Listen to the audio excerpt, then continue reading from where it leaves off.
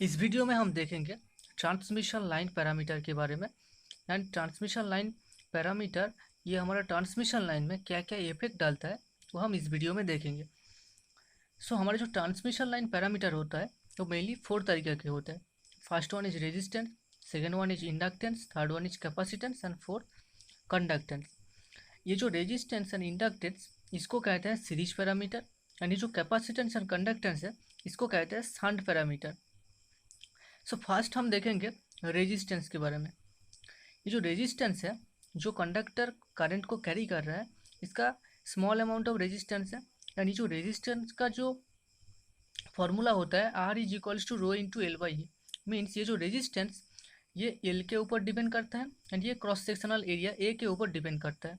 Okay, जब ये L के साथ प्रोपोर्शनली वेरी करता है एंड ये जो क्रॉस सेक्शनल एरिया है इसके साथ इन्वर्सली वेरी करता है। ओके, एंड ये जो रेजिस्टेंस है इसके लिए क्या होता है, हमारी जो ट्रांसमिशन लाइन है, ट्रांसमिशन लाइन में एक वोल्टेज ड्रॉप होता है जिसको आई आर ड्रॉप भी कहते हैं।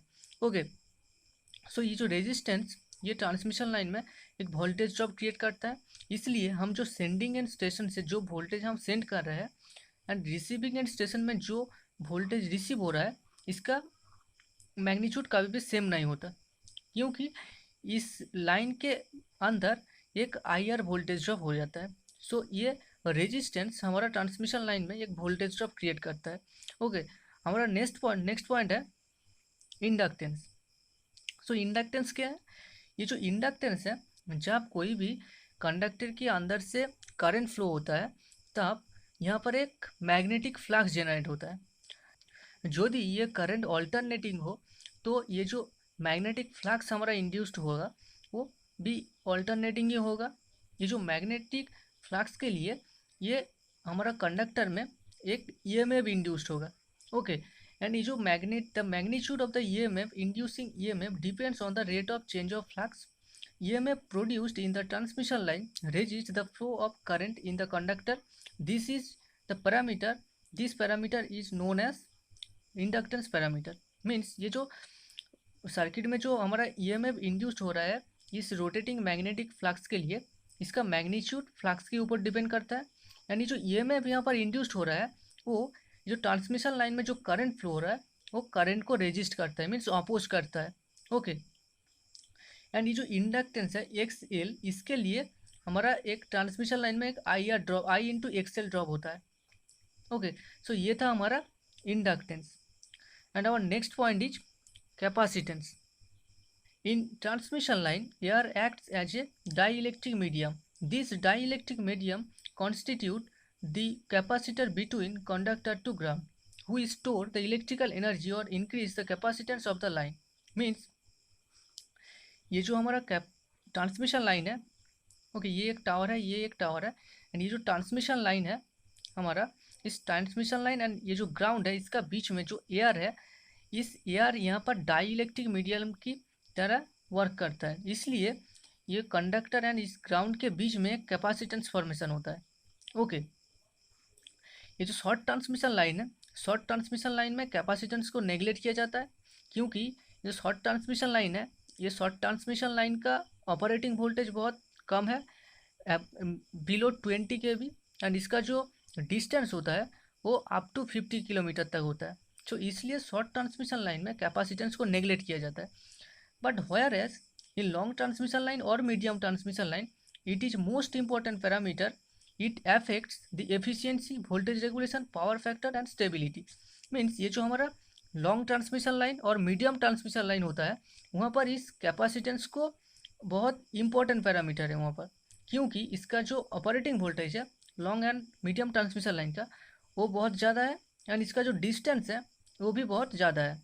इसलिए यहाँ पर ये कैपेसिटेंस को यहाँ पर नेगलेक्ट नहीं कर सकते हम। एंड ये कैपेसिटेंस हमारा जो ट्रांसमिशन लाइन है यहाँ पर efficiency, voltage regulation and power factor, stability में ये एक इफेक्ट डालता है। ये इफेक्ट डालता है only medium and long transmission line में। ओके, एंड हमारा थर्ड पॉइंट है conductance. Air acts as a dielectric medium between two conductors. Okay, when the alternating voltage applied in a conductor some current flow in the dielectric medium. Such current is called leakage current. It is depends on the moisture content in the air. Means ये जो हमारा transmission line है, okay, यहाँ पर दो wire यहाँ पर जा रहा है, ये एक वायर है एंड ये एक वायर है। ये दो वायर का बीच में एयर जो है वो डाइलेक्ट्रिक मीडियम की तरह यहाँ पर वर्क करता है। इसलिए क्या होता है, इस दो कंडक्टर के बीच में एक लीकेज करंट फ्लो होता है। ओके, तो इस लीकेज करंट को कहते हैं कंडक्टेंस। नेक्स्ट हम देखेंगे ट्रांसमिशन लाइन मॉडल के बारे में। ये हमारा ट्रांसमिशन लाइन का मॉडल है। यहाँ पर क्या हो रहा है, ये सेंडिंग एंड स्टेशन है, ये हमारा रिसीविंग एंड स्टेशन है, एंड यहाँ पर एक टावर, यहाँ पर एक टावर, यहाँ पर एक टावर। ऐसे हम टावर को यूज करते हैं।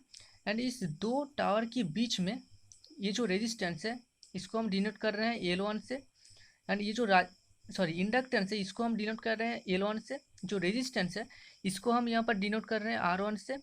ये जो कैपेसिटेंस है इसको C1 से, एंड ये जो G1 मीन्स जो कंडक्टेंस है हम यहाँ पर G1 से डिनोट कर रहे हैं। ये जो रेजिस्टेंस एंड इंडक्टेंस ये हमारा सीरीज पैरामीटर है, इसलिए ट्रांसमिशन लाइन में ये सीरीज में कनेक्ट रहता है। बट ये जो कंडक्टेंस एंड कैपेसिटेंस ये हमारा शंट पैरामीटर है, ये हमारा ट्रांसमिशन लाइन में पैरेलल में कनेक्ट रहता है। ओके, सो ये हमारा फेज लाइन है, मीन्स ये जो लाइन जो करंट को कैरी कर रहा है, एंड ये हमारा ग्राउंड है। ओके, सो इस टावर के बीच में L1 R1 G1 C1 है, इसका जो वैल्यू, एंड इस टावर के बीच में ये जो रेजिस्टेंस है R2, inductance L2, G capacitance G2, capacitance C2 and conductance G2। ऐसे बहुत सारा टावर है, एंड यहाँ पर ये जो बहुत सारा टावर के बीच में ऐसे inductance, resistance, capacitance and conductance ये परफॉर्म होता है। इस पैरामीटर हम यहाँ पर देखने का मिलता है। ओके, सो हम इस सर्किट से हम इस सर्किट को हम ये फाइनल सर्किट है हमारा जो यहाँ से आता है। ये जो सर्किट है यहाँ पर ये है हमारा सेंडिंग एंड स्टेशन, एंड ये है हमारा receiving end station. Okay, and ये जो एल है हमारा ये ट्रांसमिशन लाइन का टोटल इंडक्टेंस है। ये जो आर है हमारा ट्रांसमिशन लाइन का टोटल रेजिस्टेंस है। ये जो जी एंड कैपेसिटेंस सी है ये ट्रांसमिशन लाइन का total capacitance and total conductance है। एंड ये जो सर्किट का मॉडल है ये कुछ इस तरीके की होता है। ओके, एंड यहाँ पर ये जो जेड है इसको कहते हैं इम्पीडेंस, जो आर प्लस जे ओमेगा एल से बनता है। एंड वाई यहाँ पर जो शंट पैरामीटर है इसको वाई से डिनोट किया जाता है, इसको एडमिटेंस कहते हैं। एडमिटेंस का फॉर्मूला होता है G plus J omega C. Okay, so that's all about the transmission line parameter.